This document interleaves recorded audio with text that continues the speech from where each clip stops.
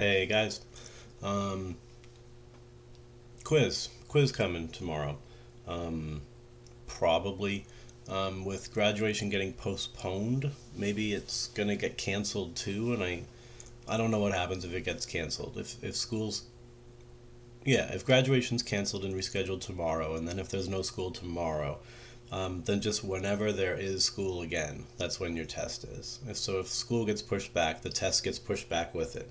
It's not like you guys should expect to walk in and be like, oh, what are we going to do? Nope. Um, you know that the very next time I see you, you have a test, so be ready for it. Um, and I guess towards that goal of getting you ready, let's go over problems. So I'm going to be doing problems largely from what you see on the screen right now, the Unit 4 T3 review at the very end of the packet. Um, I'll probably make up a few things too, just to try to kind of keep you in the know for the things that are actually on the quiz.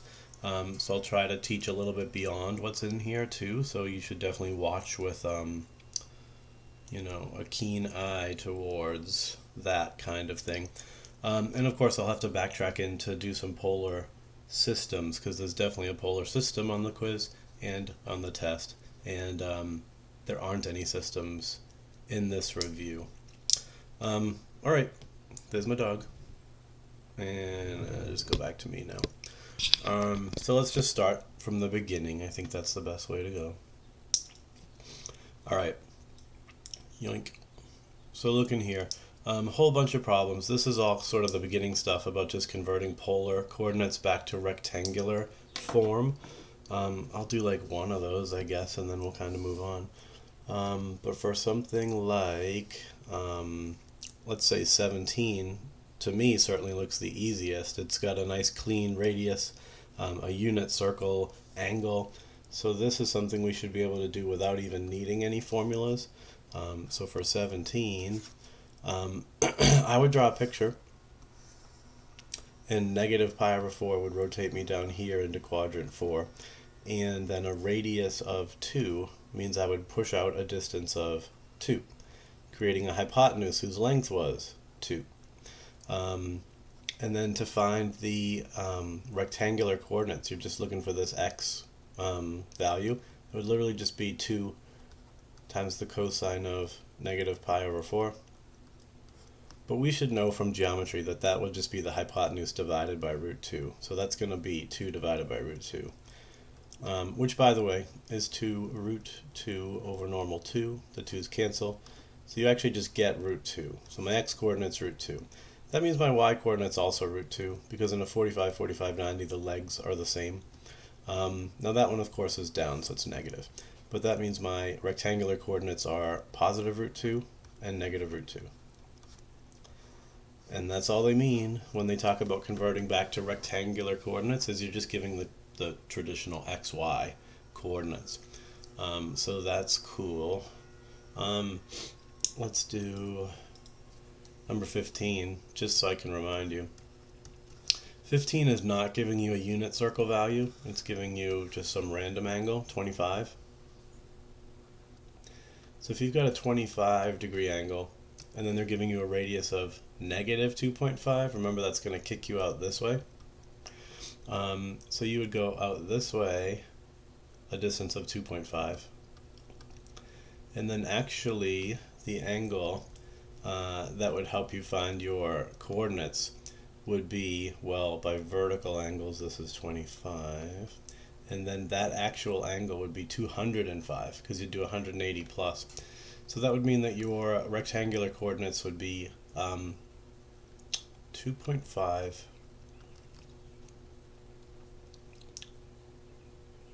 times the cosine of 205, and then 2.5 times the sine of 205.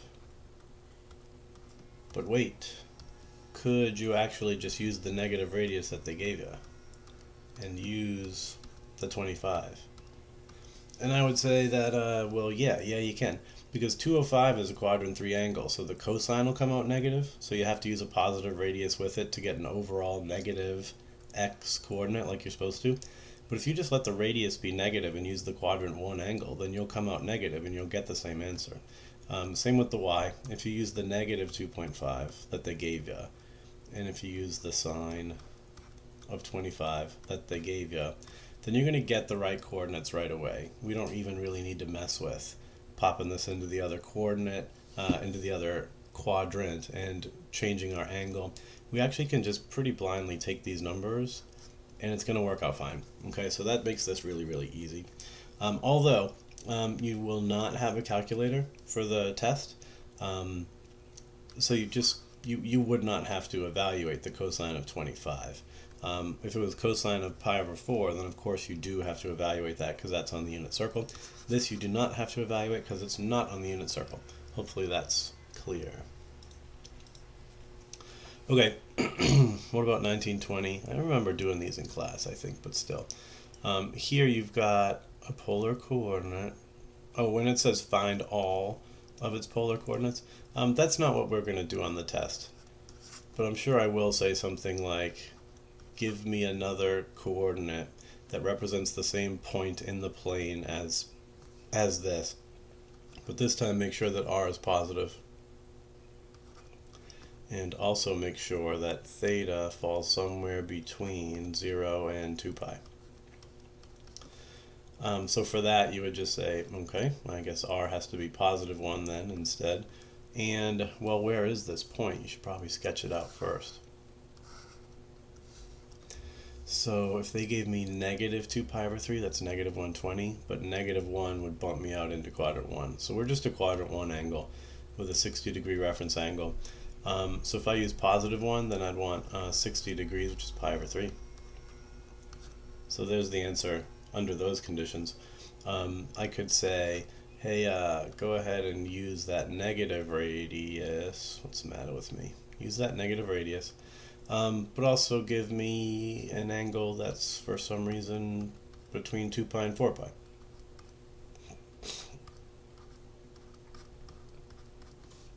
Okay.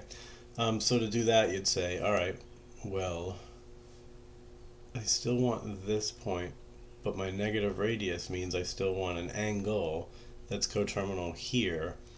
So if I have to be between 2 pi and 4 pi, and if this is 60 degrees, then I guess I want 2 pi plus an extra pi.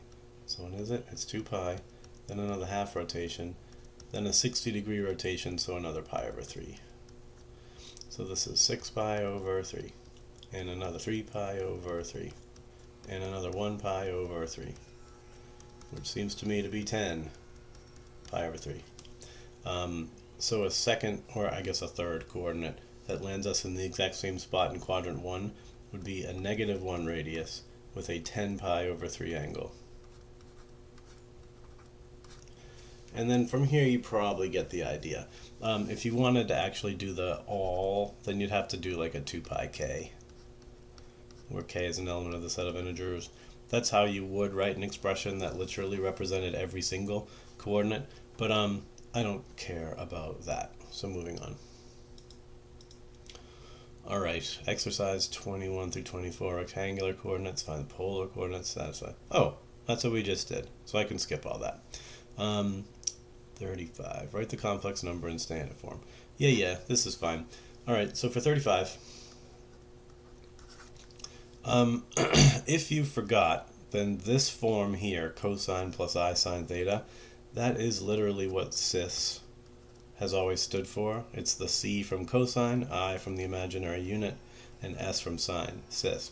So whenever we said 6 cis 30, we were really talking about this bigger expression here. Cis was just a shortened version of this expanded notation. So again, all they're asking you to do here is to take this complex number that's currently written in polar form or trigonometric form, and they want you to rewrite it as an a plus bi. That's what standard or rectangular form is, a plus bi. So to do that, I told you, just expand this out, which means basically write it the way it was originally. So cosine 30 plus I sine 30. And then just evaluate. Cosine 30 is, where's 30 degrees? Isn't that right here? Cosine is the x coordinate, which would be the bigger coordinate, so root 3 over 2. Plus I, it's the shorter one, so 1/2. Distribute 6, you get, I'm going to do it the long way for people that maybe have a little more trouble. So it would just be 6 root 3 over 2. Then this one would be 6I over 2. Yeah, right? And then just make sure you reduce. Obviously I can divide 6 by 2 to get 3 root 3 plus 3I. And then there you go. That would be the exact same complex number in the complex plane as the one represented by that polar notation. I think I'm done with these. I don't think we need to do any more. So next. Ooh, that's a lot of stuff. Alright, it says write the complex number in trigonometric form. Oh, we're just going the other way. So this time we're giving you, and I did this in my other video. Do I really need to do it again? Let's just say that yes, I do. Alright, so none of these are great. 39 and 42 are like the same. Those are both going to end up being 45, 45, 90 right triangles. 41 is going to be not a unit circle angle, and 40 is also not a unit circle angle, I don't think. So whatever, let's do 41, and we'll kind of figure out, well, what do you do if it's not a unit circle angle? So 3 minus 5i, kind of bad all the way around, because in rectangular form, this, you would plot this as the ordered pair 3 comma negative 5, which means you're going right 3 down 5. So it's just some random point in quadrant 4. It forms a right triangle, but those legs are 3 and negative 5. And before you go thinking that this is a 3, 4, 5 right triangle, maybe somebody, does anybody out there remember that there were things called Pythagorean triples? But a 3, 4, 5 right triangle was only when the legs were 3 and 4. And then the hypotenuse would be 5, because of course the hypotenuse has to be the longest side. So if you see 3 and 5 as legs, I hope you wouldn't say the hypotenuse is 4. Hypotenuse has to be longest, so it can't be that. So use Pythagorean theorem. You go 3 plus negative 5 squared, square rooted. That's a 9 and a 25. That's a 34.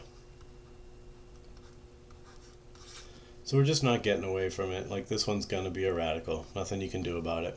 And more annoyingly, the angle's not going to be clean either. You'd have to use your inverse tangent rule. You'd have to do the inverse tangent of negative 5 over 3.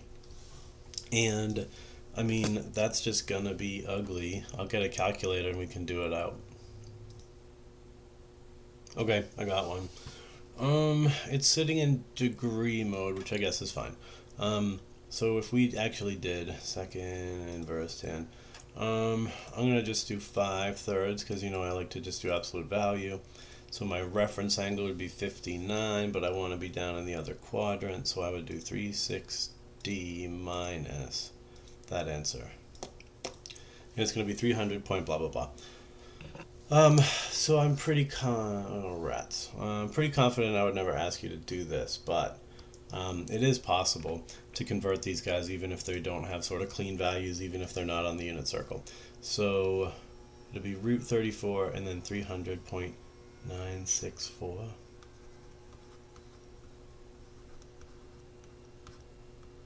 And root 34.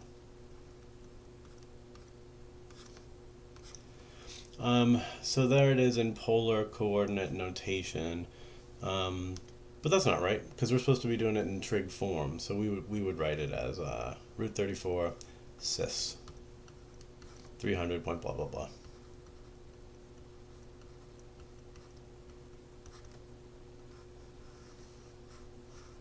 So there you go.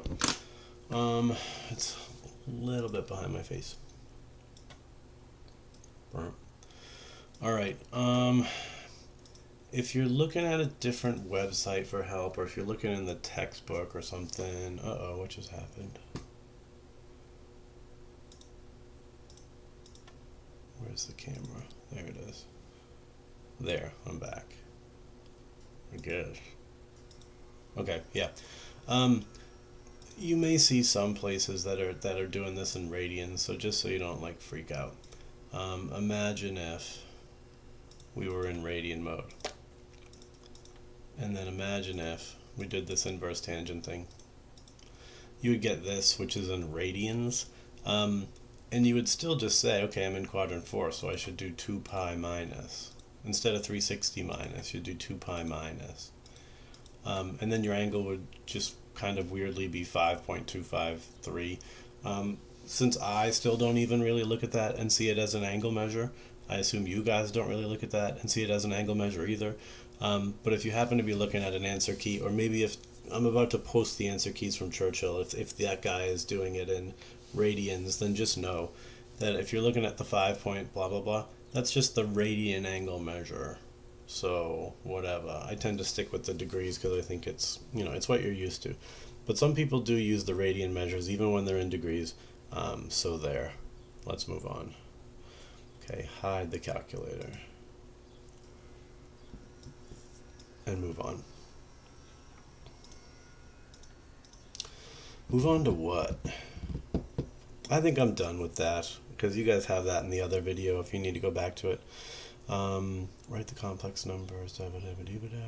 Yeah, so 33 and 33 and 4. Oh my lord. 43, 44. These are important for sure, where you have to multiply and divide in trig form.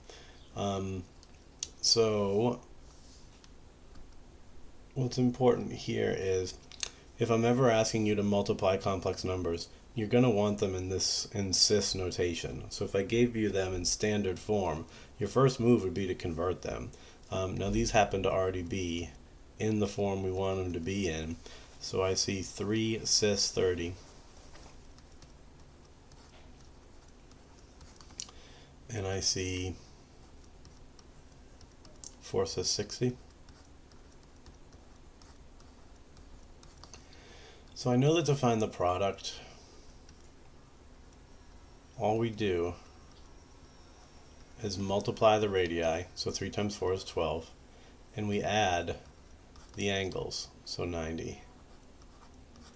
And that's it, you're done, unless they wanted us to give our answer in standard form, which they don't. It does say give your answer in trig form, but I'm here to tell you there's a pretty good chance that I would be asking you to give your final answer in standard form, especially for something like this. This is a piece of cake.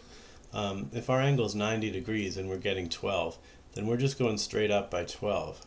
And if I'm going up, isn't the y-axis the imaginary axis? So that would mean that 12 cis 90 is the complex number 0 real parts plus 12 imaginary parts. So it's literally the number 12i. Just 12i. Okay? So just be sure that you're comfortable giving me the answer in cis notation, but also back in rectangular form, standard form. All right, what about our quotient? If we were doing z1 over z2? Well, for that you just divide the radii, so it would be 3/4, and you subtract the angle, so 30 minus 60 is negative 30. And then again, the only problem with this is I asked not to use negative angles. So instead of negative 330, or instead of negative 30, come around and give me positive 330. So you should give me an answer of 3/4 cis 330. And again, if that's a unit circle angle, then there is a chance I would ask you to convert this. So let's talk. Again, I'm going to lean on geometry because it just makes sense. But if I'm 330, then I'm coming way around like this. I'm a 30-degree angle. That's a 30, 60, 90 triangle. So if my hypotenuse is 3/4, then my short leg would be half of that. So it would be 3/8. And my long leg would be 3/8 times root 3, which is 3 root 3 over 8. And then you're done. You can see that your complex number would have a real part of 3 root 3/8 and an imaginary part that's negative, so minus 3/8 I.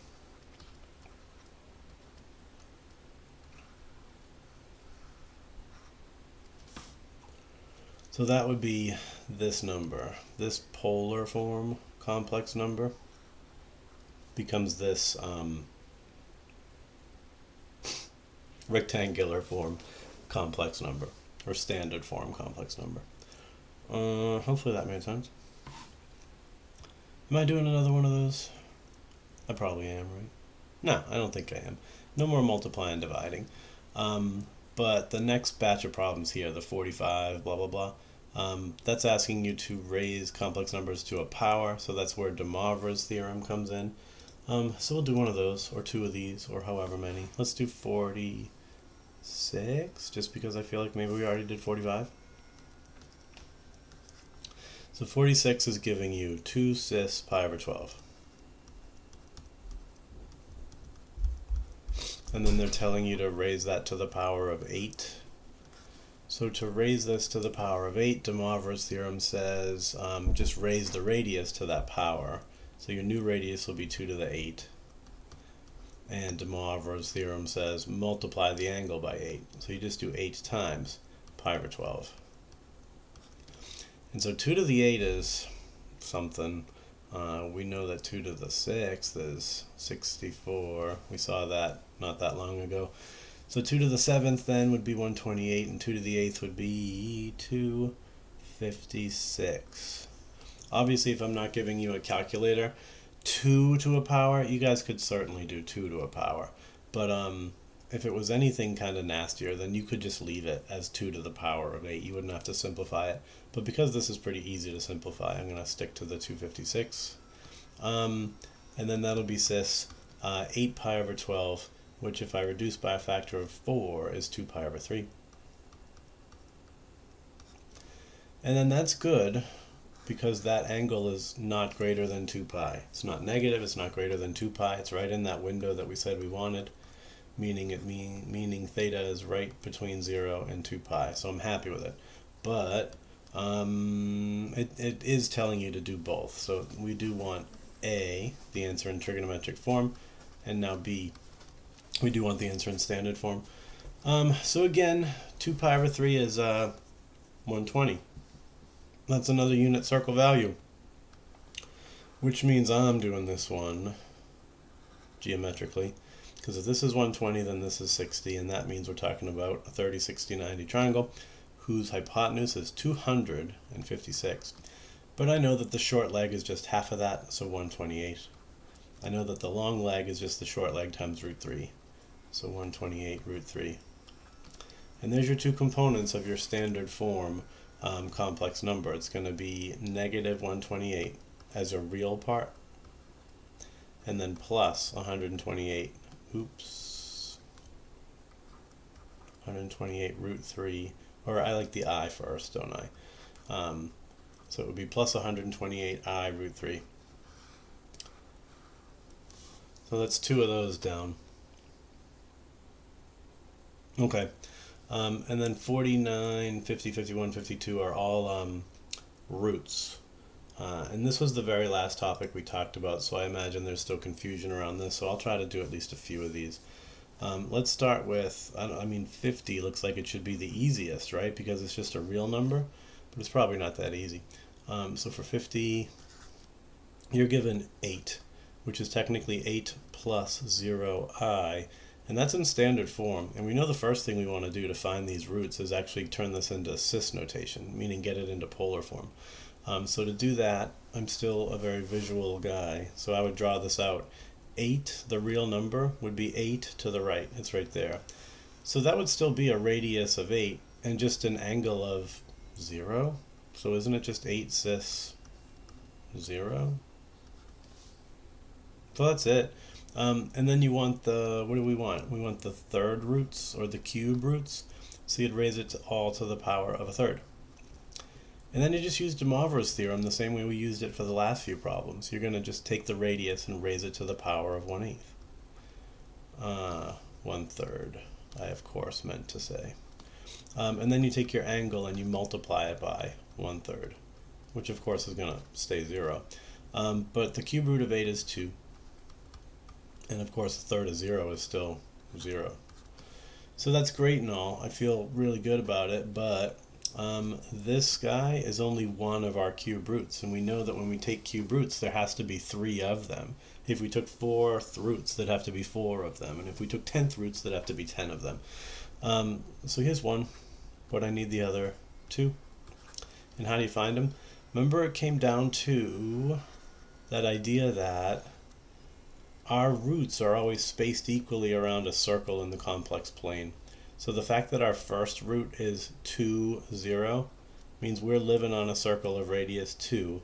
And if there's 3 of them, then they should all be spaced 360 degrees divided by 3 units apart. So if I went rump here and rump here, then I'd be dividing the circle into 3 equal parts.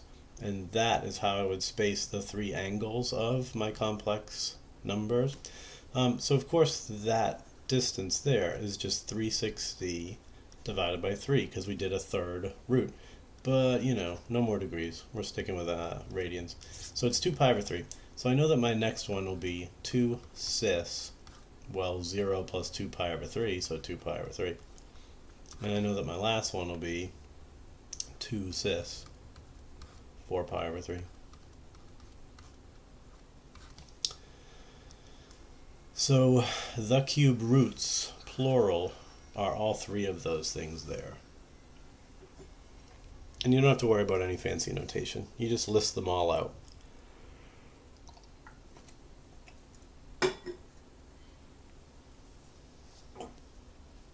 Excuse me, I'm tired. That was a stretch. All right, so I don't think I'll do 51. 1 is just another real number. Should we do something that's purely imaginary? I guess we probably should. This doesn't work. Of course it doesn't. All right, let's do let's pretend that 51 had actually asked you to find all the roots of negative. If it's a 5th root, do I want it to come out cleanly or do I want it to come out ugly? Who's got a clean 5th root? I don't know. How's about negative 1/32 I? Sure, I'm going to do that. Fast forward if you don't care. But a new example might be like a fraction. Maybe it would be expressed as negative I over 32 even. But if you saw that, I hope you wouldn't freak out. I hope you would just realize that, of course, that is 0 real parts plus, 0 real parts minus 1/32 as a coefficient on I. So if you were to plot that, what would that mean? That would mean you're going straight down by 1/32. So wouldn't this just be 1/32 cis? Technically negative 90, but 3 pi over 2 is what we want to use. So this would be this pure imaginary number expressed in polar form would look like this. And I want the 5th root, so I raise it to the power of 1/5. And that means I take my radius, which is 1/32, and I'm sure you guys were like, why is he doing 1/32? Well, I'm doing 1/32 because the 5th root of 1/32 is a half. So that actually comes out nicely and cleanly. Then it's cis 1/5 times 3 pi over 2. So that means we get our first root will be 1/2 cis 3 pi over 10.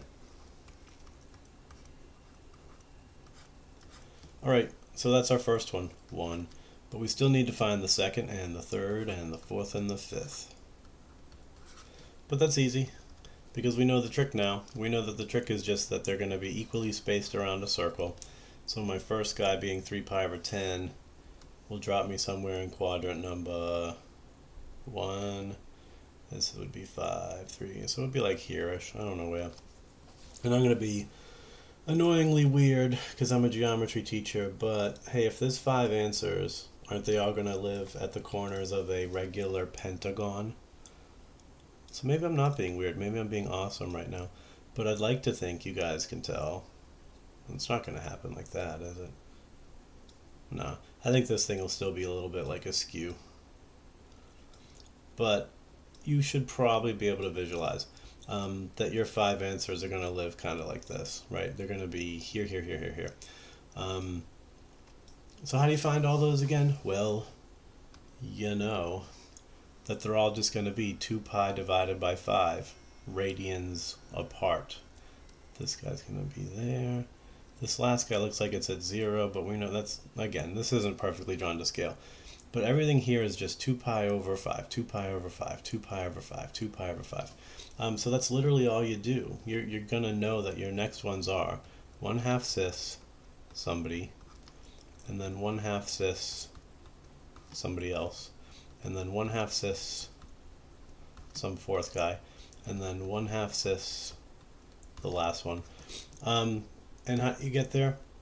You just take this number and you add on 2 pi over 5, which is really 4 pi over 10, which means I get 7 pi over 10.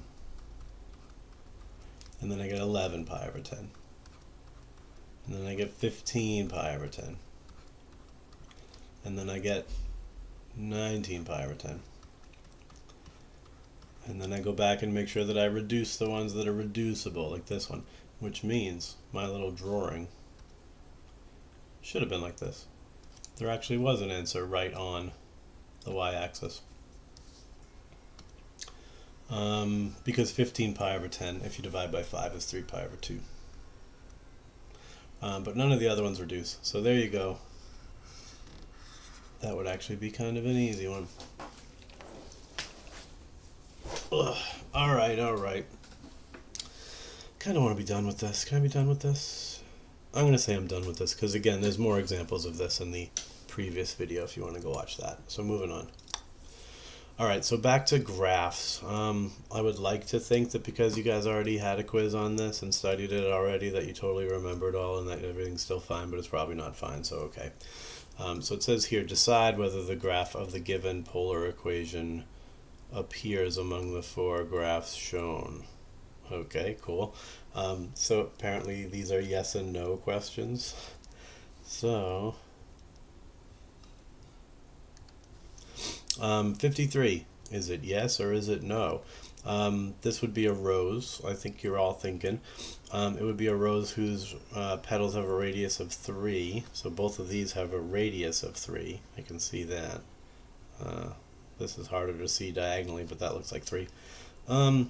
It's 4, so it should have 8 petals, so it's not you, but you have 8 petals, and you're a sine.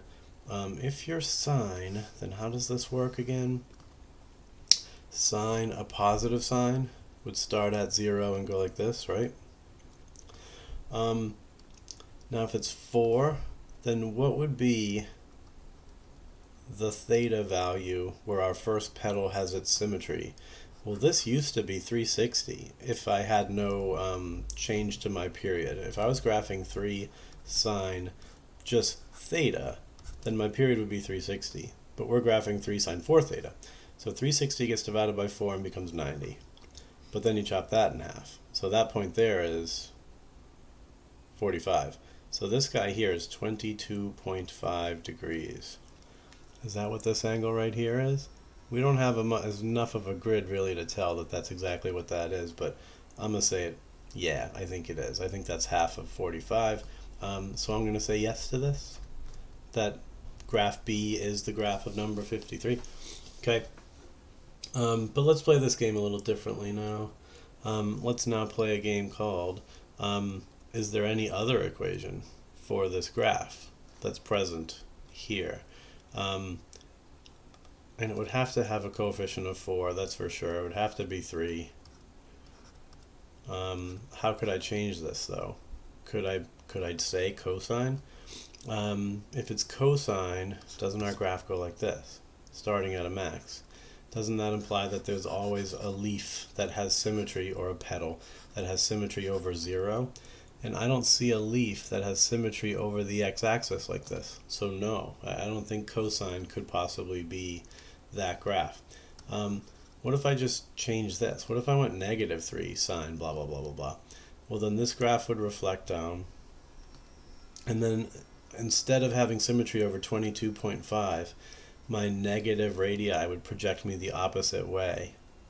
and I'd have symmetry over 180 plus 22.5, but I do see a leaf over there that has that same symmetry. So it does turn out that I think positive 3 sine 4 theta and negative 3 sine 4 theta, those guys should have the exact same graphs. And I screwed up my mouse. But that's an interesting thing to think about. You should probably make sure that you understand that.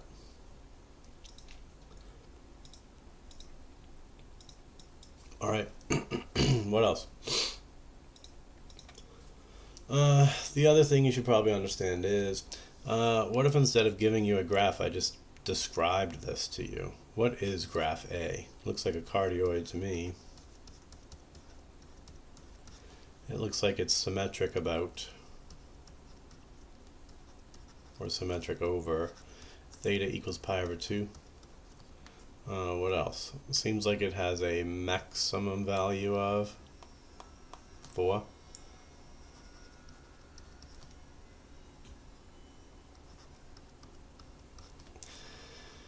I don't think I need to say anything else about it. So my question is, what if, without a drawing to look at, if I just said this, could you write me an equation? And I don't know, let's find out. If you read through this and I told you it was a cardioid, could you just sketch this out? It's symmetric over pi over 2. That means here. There's where my symmetry is. It says there's a maximum R value of 4. Now, I didn't tell you when that maximum occurs, though. But for it to be symmetric, it would have to be up here at the top. It would have to go burp. But it could technically be that instead of getting the max at pi over 2, why don't you get it at 3 pi over 2? And maybe your max is down here. And then you go brrr. So either of those graphs fit this description. So there's, at least 2 different equations that it seems like you could give me. Let's do the blue one for where the max happens here. Looking here, it also says we're a cardioid. Doesn't that mean that our equation has to be of the form a plus b? I'm just going to go with, well, it does have to be sine. I was going to say I'm choosing sine, but no, it has to be sine because of our symmetry, sine theta. Then to get a maximum value of 4, what do A and B have to be? Well, A and B have to be equal, remember? To be a cardioid, they have to be the same. So it's not like it could be 1 and 3 giving me a maximum value at 4. It has to be 2 and 2.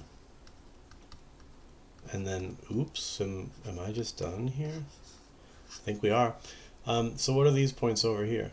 Those are 2, right? Those are the points on the midline. So these points over here are the midline. This point here at the pole should be the min. And so we should see a graph that starts at the pole. Okay, super psych. We should start at 2, obviously. 2, 4. So we start at the midline. So we're starting here on the x-axis. Then we rotate up to our max, back down to here, then down to the pole, and then finally back. But there it is. If you were having trouble connecting any of this at all, then your limacon turns into a sinusoid. Your sinusoid turns into your equation. At least that's how I like to do it. Questions about that? If you do, put them in the comments. I'm going to try to be watching the comments of the video and I'll answer. Alright, I know this stuff might get weird, but I hope not. What else do I want to say? I guess, looking like at C, we've had a lot of questions about like what are the angle measures where the petals have symmetry. That was a big question on the quiz that tripped people up. Now this one's pretty easy, and maybe you can even see a connection to the problem we were just doing. You start on some angle and then you rotate by whatever the circle is divided by the number of petals. It's very parallel to how we gave these roots of complex numbers. So this one, I say it's easy because the first angle that we have symmetry around is 0. So you'd say theta equals 0.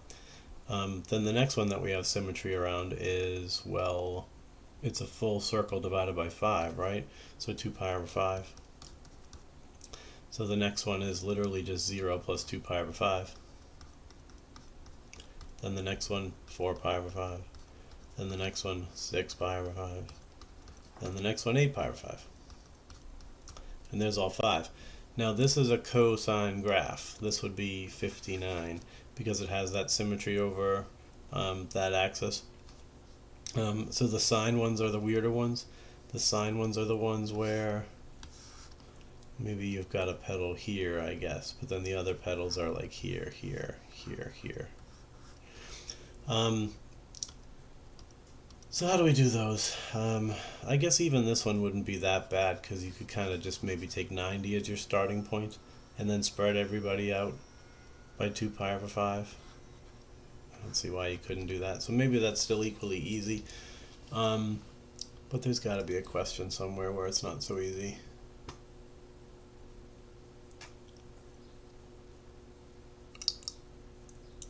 Sure. I mean, let's just look at 71. It says analyze the graph of the polar curve. I don't know what analyze means, but analyze typically means give all the properties you can, going all the way back to like domain and range and increasing and decreasing intervals and mins and maxes and symmetry and blah blah blah. I won't do all that, but I will say let's at least talk about these pedals.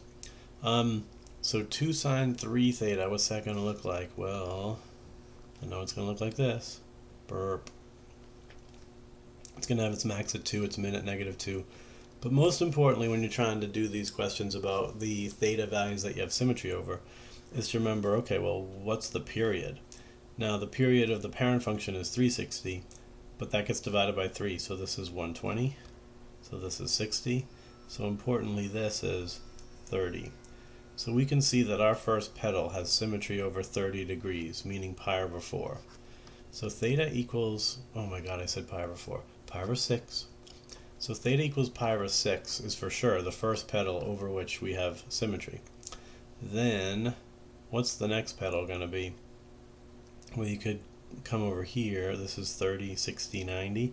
Now, that doesn't actually mean that the next pedal is symmetric over 90, though, because it's negative radii. So instead of shooting points up to here, remember our pedal's going to shoot down this way because the radii were negative.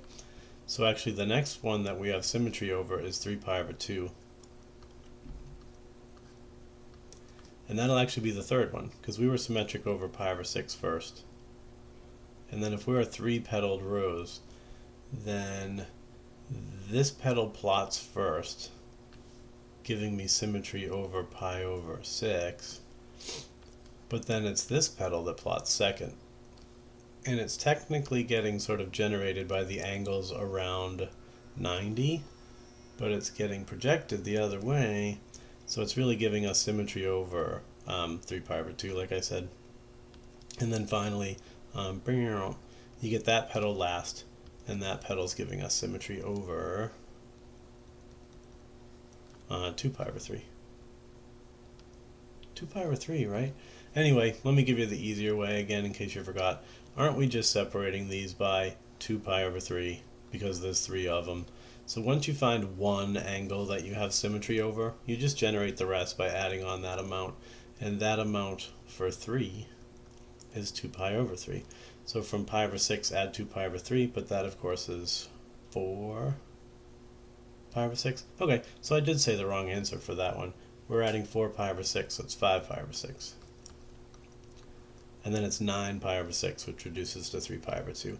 So those would be the 3 angles over which our pedals have symmetry. Yeah, not so bad. Alright, I don't hate that.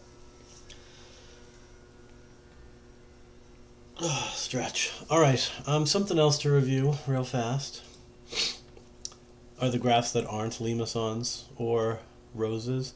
Don't forget there is stuff like this, where I say write the equation in polar form of the line given by y equals -4.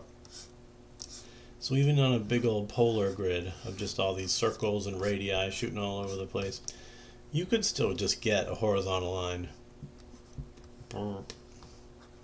And so if that's down here at 1, 2, 3, 4, then what gives that?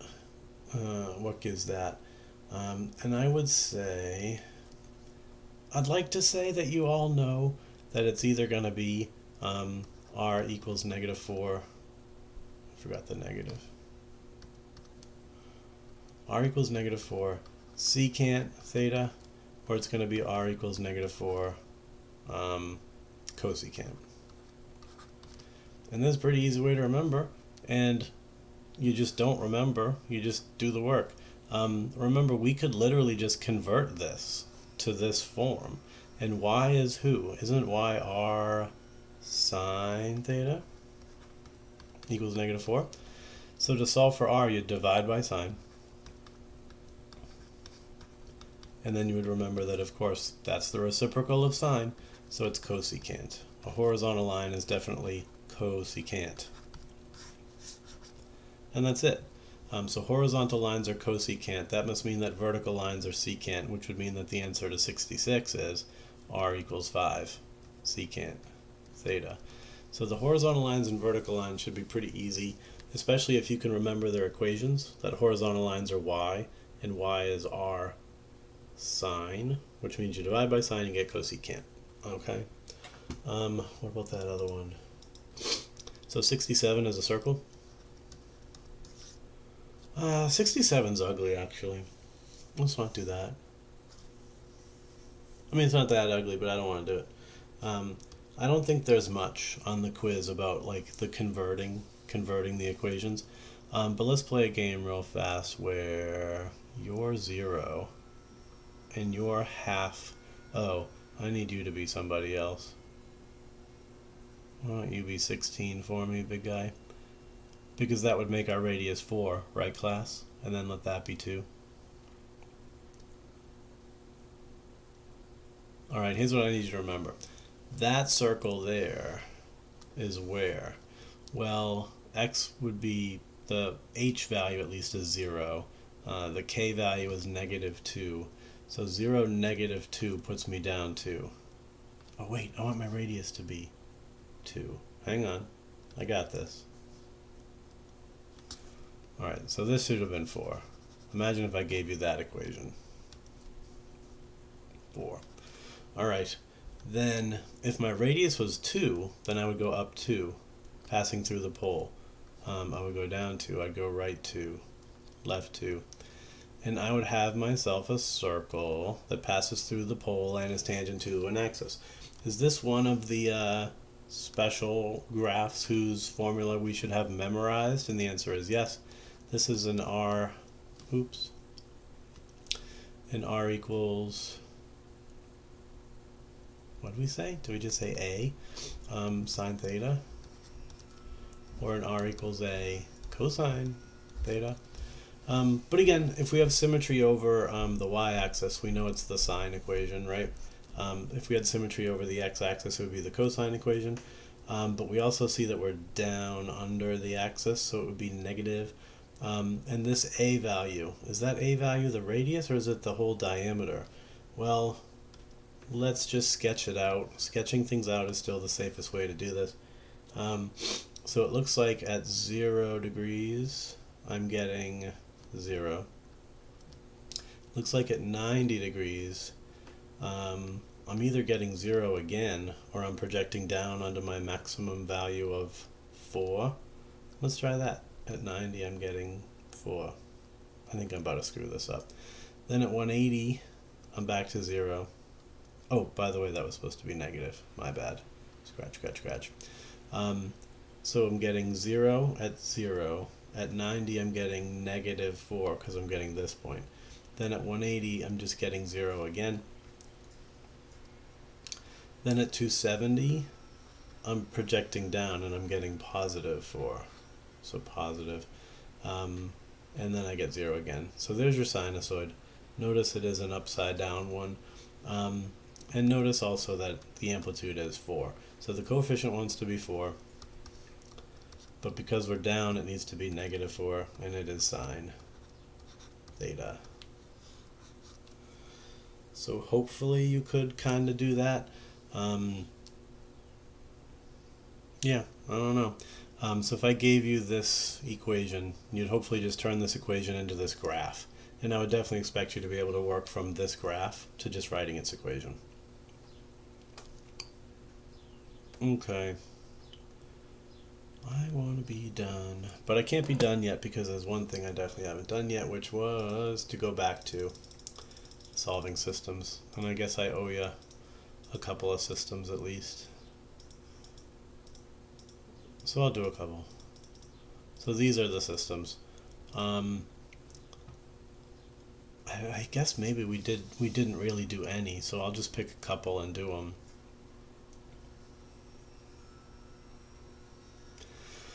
And let's say this first. I know you guys were concerned about the double angles, and I was, that's not cool. Sorry, one sec. Okay, the double angle identities. I was being annoying and telling you that you had to memorize them, but you really don't. We'll give them to you.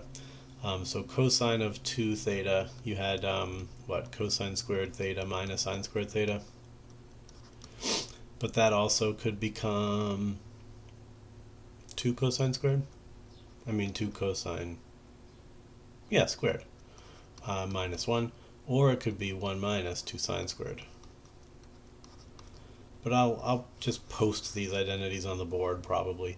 And remember, double angle sine, that's the easy one. So the sine of 2 theta is 2 sine theta cosine theta. I'll provide you with those. Probably not much more. So you better be ready to do the rest of the stuff yourself. So I'll clear that. So algebraically, let's solve one. This guy looks kind of gross. I'll do him just because. Certainly the first step algebraically is just to say, well, if r equals this and r equals this, then I can just set these guys together. So 2 root 3 cosine theta equals 2 sine theta. Oh, this one is kind of gross. Yeah, I don't like this one. All right, I always forget how to do it. We kind of messed around in class for a while, and I tried to do this sort of the quote-unquote right way, but I do think the best thing to do is just divide both sides by cosine, because then you can get sine over cosine to turn into tan. And so just remember that maybe, just maybe, you're about to get solutions that are extraneous. Just remember, if cosine theta equals 0, then it's not really a solution because you would be undefined. So you can divide by cosine as long as you remember that there might now be extraneous solutions. So 2 root 3. Now from here you can divide by 2 to just get them to cancel. You get root 3 equals tan, which you should just have memorized by now. On the unit circle, you might remember that tangent represents slope. So out of root 3 and root 3 over 3, you know root 3 is the bigger number, right? So out of 60 verse 30, you know that 60 should be the guy with the greater slope. So 60 is definitely the answer here because root 3 is bigger than root 3 over 3. So we definitely want 60-degree angles. So theta is going to equal these two positions on the unit circle, which are pi over 3 and 4 pi over 3.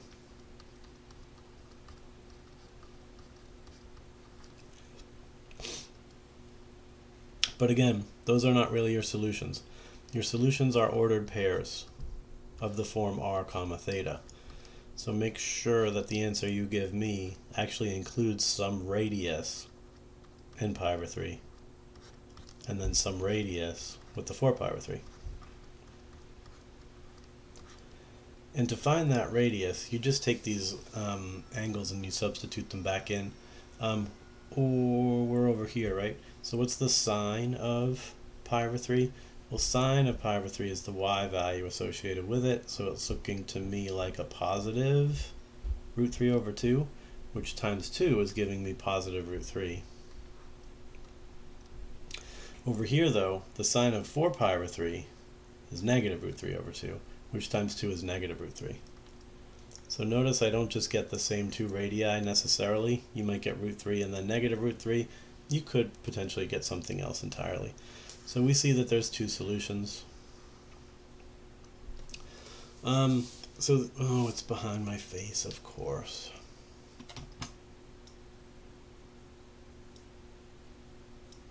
There you go. So it's those two.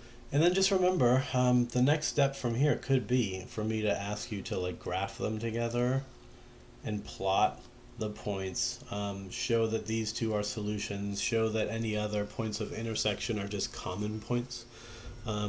So 2 root 3 cosine theta is a circle. The other one's a circle too. The coefficient makes this kind of bad, but 2 root 3 cosine would pass through the pole and have a diameter of 2 root 3, so it would go something like that. And then the other guy, 2 sine theta, would be a smaller circle. Maybe like that. So we do see that there's two, we only see 2 points of intersection. There's the pole and there's that guy there. Well, that guy there is our solution. It's actually our solutions, because at pi over 3 positive, we're getting that point. And then at 4 pi over 3 over here, with the negative radius, we're plotting onto that same point again. So that one point is both of our solutions. And then of course the pole is not a solution for us ever. That's actually just a common point. So you should definitely expect questions about this, like the graphical interpretation here, you know. So we could say stuff about like, looking at this graph, there's 2 points of intersection. Does that mean that there's 2 solutions? And if you just said like, yep, it does, I'd mark you down. Even though there are 2 solutions. There are 2 solutions. But that's not what it means about the points, right? We could have 2 different solutions that are both represented by the same point. That's what we're seeing right now. And then we could have another point that doesn't represent any solutions. It's just a common point. So try to make sure you understand that idea also. I'm done. I don't want to talk about this anymore. And it's been almost an hour. Should I ramble for 3 minutes just to make it exactly an hour? Probably not. Study, and I'll see ya. Well, I'll see you when I see ya. Hopefully Friday. But if things get weird, then I'll see you when I see ya. Alright, bye.